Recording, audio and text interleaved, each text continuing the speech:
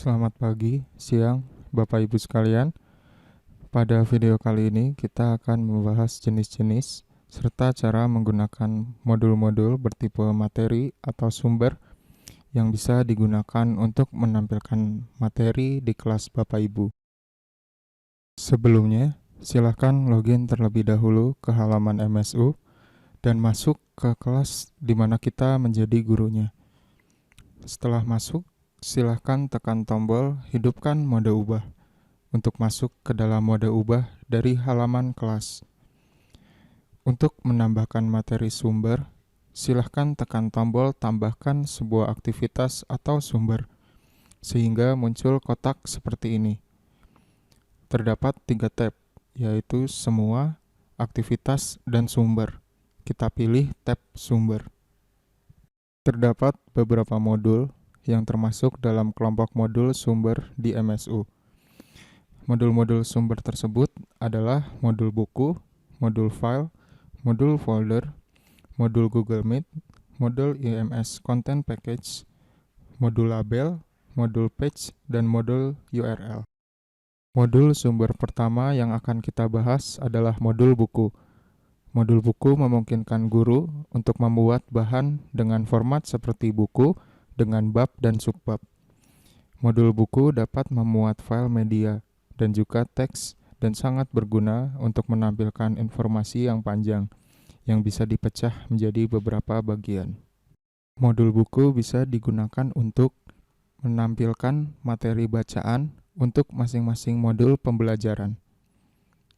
Sebagai modul staf departemen, sebagai alat pameran portofolio dari pekerjaan para siswa.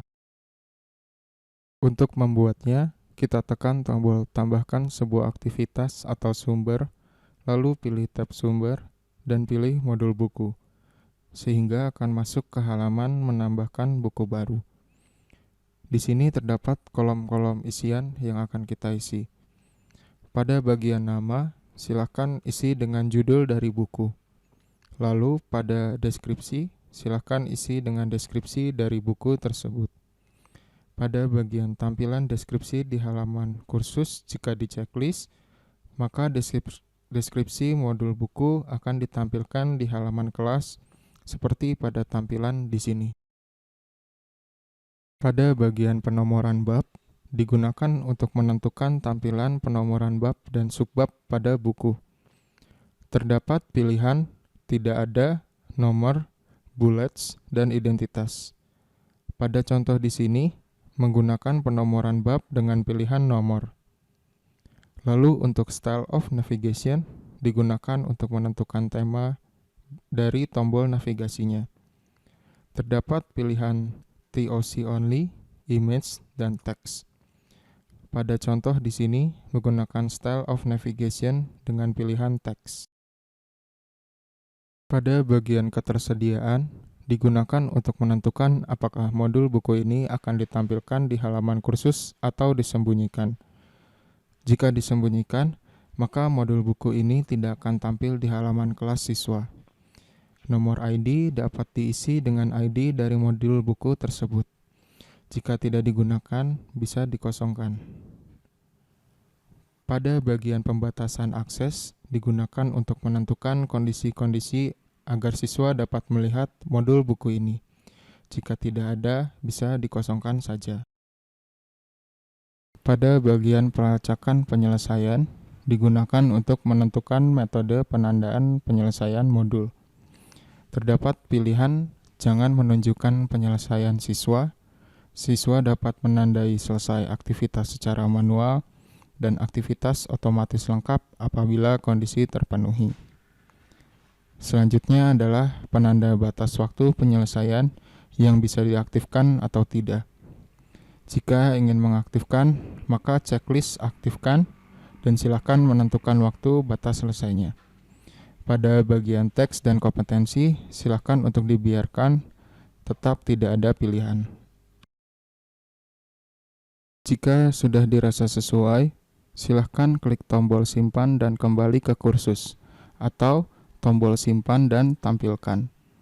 Jika berhasil, maka akan masuk ke halaman pembuatan bab atau subbab. Silahkan masukkan judul bab dari buku beserta dengan isinya. Untuk bagian teks, silahkan dibiarkan tidak ada pilihan. Dan jika sudah selesai, pilih simpan perubahan. Jika berhasil, akan masuk ke halaman modul dari buku tersebut.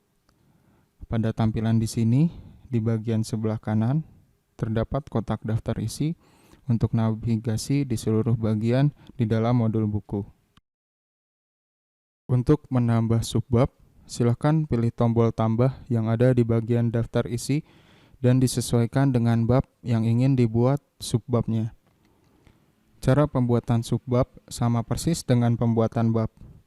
Perbedaannya adalah kita harus menceklik subbab di sini.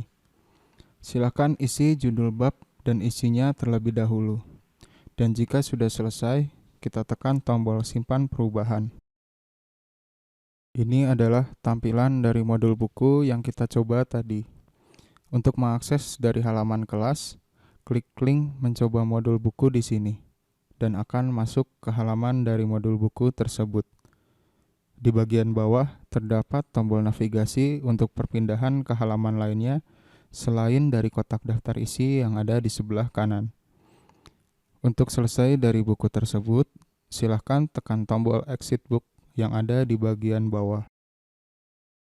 Modul sumber kedua yang akan kita bahas adalah modul file. Modul file memungkinkan guru untuk menyediakan sebuah file sebagai bahan course. Jika memungkinkan, file tersebut akan ditampilkan di layar course. Dan jika tidak, siswa akan diminta untuk mendownload file tersebut.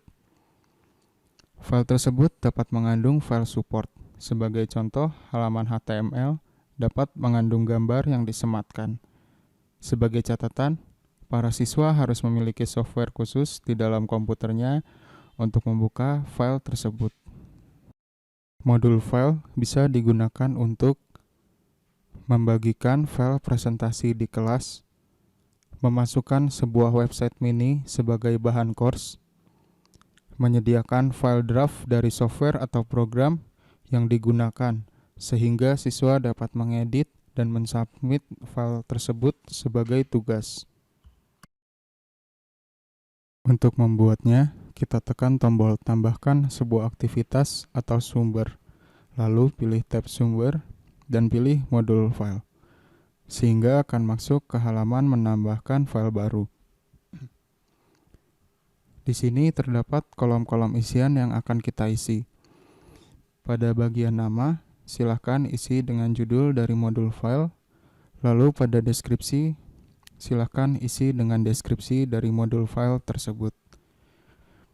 Pada bagian tampilan deskripsi di halaman kursus, jika kita checklist, maka deskripsi akan ditampilkan seperti yang sudah dijelaskan sebelumnya.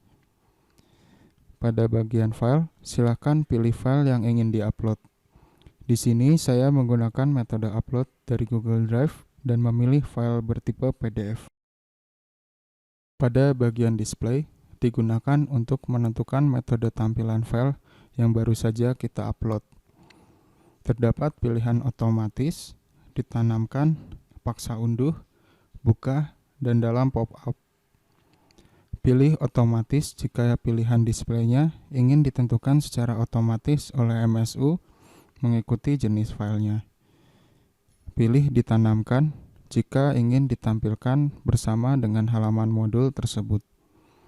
Pilih paksa unduh jika ingin file tersebut harus diunduh terlebih dahulu oleh siswa jika ingin melihat isinya. Pilih buka jika ingin file tersebut ditampilkan di aplikasi pembaca di browser di luar MSU. Dan terakhir, pilih dalam pop-up jika ingin file tersebut ditampilkan di aplikasi pembaca di browser di luar MSU namun di tab yang baru. Pada bagian show size, show type, show upload atau modified date, dan display resource description, silahkan diceklis jika kita ingin menampilkan besar data, tipe data, waktu upload, dan deskripsi filenya. Pada bagian pengaturan modul umum, pembatasan akses, penyelesaian aktivitas, tag, dan kompetensi, Silahkan diatur sesuai kebutuhan, sesuai dengan penjelasan sebelumnya.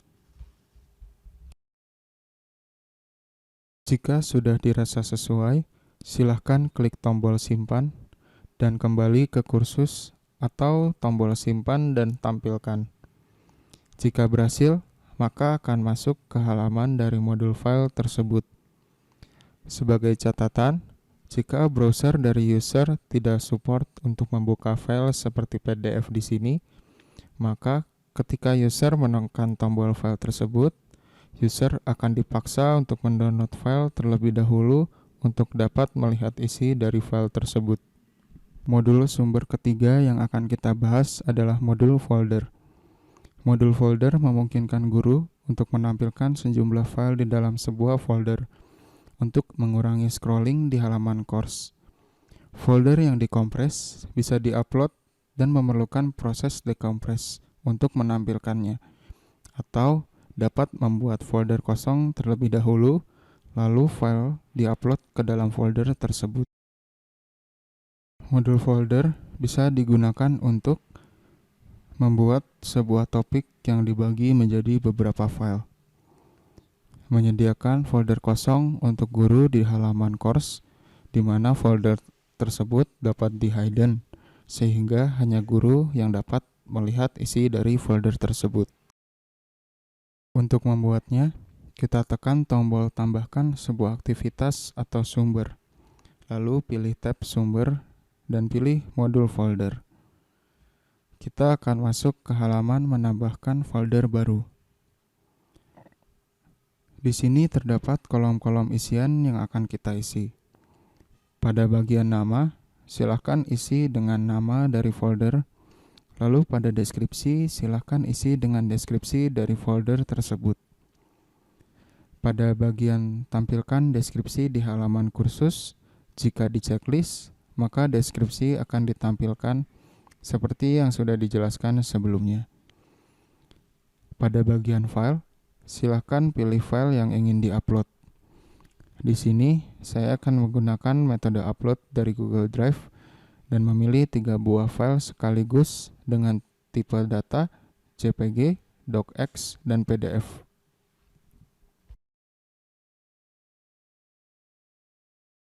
Pada bagian display folder contents, digunakan untuk mengatur tampilan dari folder contents. Terdapat 2 pilihan, yaitu on a separate page dan inline on a course page. Pilih on a separate page jika modul folder ini ingin ditampilkan sebagai halaman baru, dan pilih inline on a course page jika modul folder ingin ditampilkan sebagai bagian tambahan di halaman kelas. Checklist show subfolder expanded jika isi folder ingin ditampilkan secara default. Checklist show download folder button jika siswa diizinkan untuk mendownload modul folder tersebut. Dan yang terakhir, checklist force download of files untuk memperbolehkan siswa merubah isi dari modul folder tersebut. Pada bagian pengaturan model umum, pembatasan akses, penyelesaian aktivitas, tag, dan kompetensi, silakan diatur sesuai dengan kebutuhan dengan penjelasan sebelumnya. Dan jika sudah dirasa sesuai, silakan klik tombol simpan dan kembali ke kursus atau tombol simpan dan tampilkan. Jika berhasil, maka akan masuk ke halaman dari modul folder tersebut.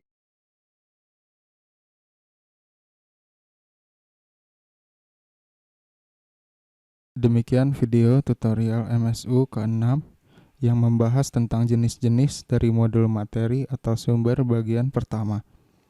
Jangan lupa untuk menekan tombol tanda tanya jika terdapat isian yang kurang dimengerti. Apabila masih terdapat kesulitan ataupun terdapat pertanyaan, silahkan menghubungi email di sini. Sampai bertemu lagi di video selanjutnya, dan terima kasih.